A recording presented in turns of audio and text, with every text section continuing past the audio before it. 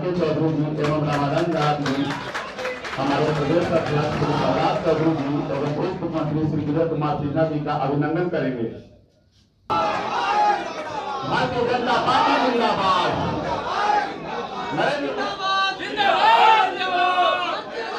सौराज चौधरी जिंदाबाद, विजय सिन्हा जिंदाबाद, भारतीय जनता पार्टी जिंदाबाद। नमस्कार, आप न्यूज फाउंडेशन देख रहे हैं। मैं हूं आपके साथ वंदना। लोकसभा चुनाव से पहले दल बदलने की प्रक्रिया बिहार में शुरू है। इसी क्रम में राजद से कुछ नेताओं ने आज बीजेपी की सदस्यता ग्रहण की है।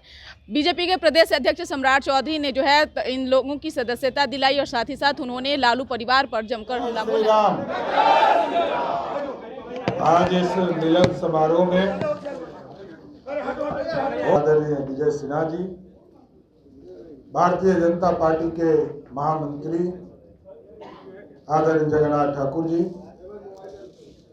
इस मंच पर उपस्थित बिहार सरकार के पूर्व मंत्री भाई राणा रणधीर सिंह जी, इस मंच पर उपस्थित भारतीय जनता पार्टी के नेता जुड़े हैं।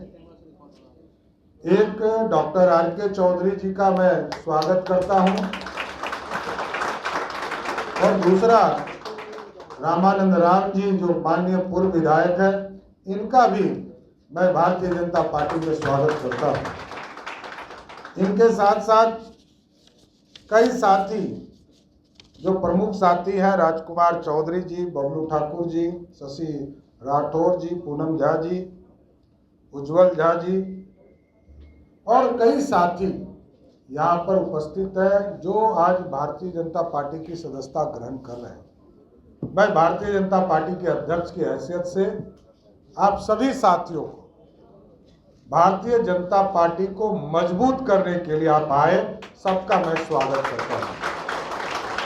और आज देश के यशस्वी प्रधानमंत्री जी के नेतृत्व में ये पूरा भारत बढ़ रहा है और किसी ने भी सोचा नहीं था इस देश में कि 2014 में जो प्रधानमंत्री नरेंद्र मोदी जी बने, उसके पहले का भारत और आज का भारत फर्क स्पष्ट दिखता है।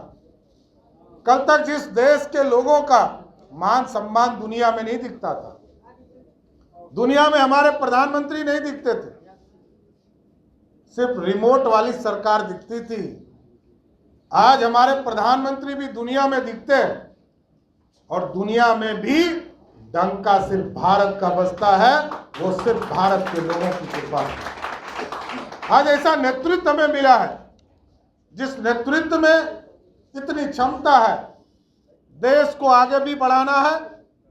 और आप सोचिए, हमको चौथा वर्ल्ड कहा जाता था, चौथी दुनिया के लोग कहा जाता था।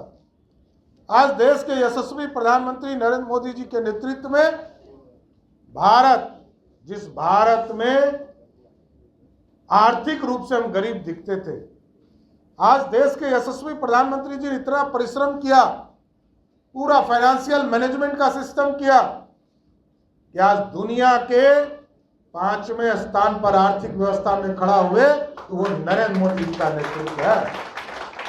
हम बिहार जैसे प्रदेश में हैं जहाँ फैक्ट्री नहीं है, पानी पानी है, और जिस इलाके से आप आते हैं नॉर्थ बिहार, उत्तर बिहार के इलाके में 8-8 नदियां हमको तबाह करती है।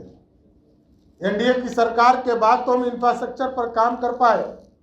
सरदार अटल बिहारी वाजपेयी जी ने 4 लेन और सड़कों का जाल उस इलाके में बिछाने का काम किया। आज भी मोदी सरकार लगातार आपके गांव तक विकास कैसे पहुंचे, इसकी चिंता करते हैं। इसलिए हम साथियों, बड़ा स्पष्ट है, इस देश को श्रेष्ठ बनाने के लिए कोई व्यक्ति निकला है। आज इसके पहले तो कई प्रधानमंत्री हुए देश में, लेकिन जिस तरह नरेंद्र मोदी जी ने सपना देखा है 2047 का भारत, आज हम 5वें स्थान पर हैं। मोदी जी का सपना है 2047 के पहले दुनिया के सबसे बड़ी ताकत बनना है, तो हमको आगे ले जाना पड़ेगा। और गरीबी, कल नवादा की पावन धरती पर उन्होंने स्पष्ट तौर पर कहा कि हम सत्ता में मौज करने नहीं आए, सत्ता में तब तक संघर्ष करते रहेंगे, तब हमारा काम पूरा होगा जब एक एक गरीब हमको मुख्य धारा में और अमीर बनने का काम सपना इस देश में पूरा होगा। अभी गरीबी को हराना है। और आपने देखा किस तरह भारत के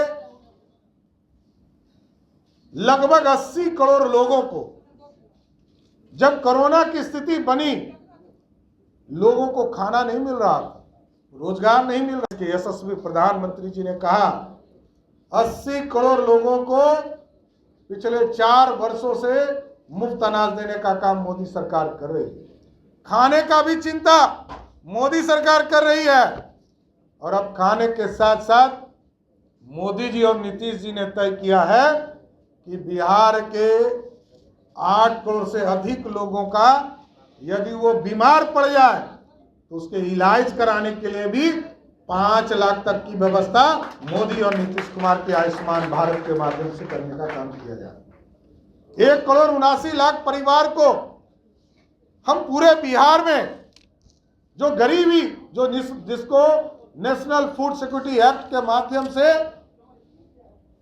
अनाज मिल रहा है, मतलब कहने का मतलब है कि जिसको 5 किलो अनाज मिल रहा है उसको 5 लाख तक का मुफ्त इलाज करने का भी मोदी सरकार करने का काम करेगा।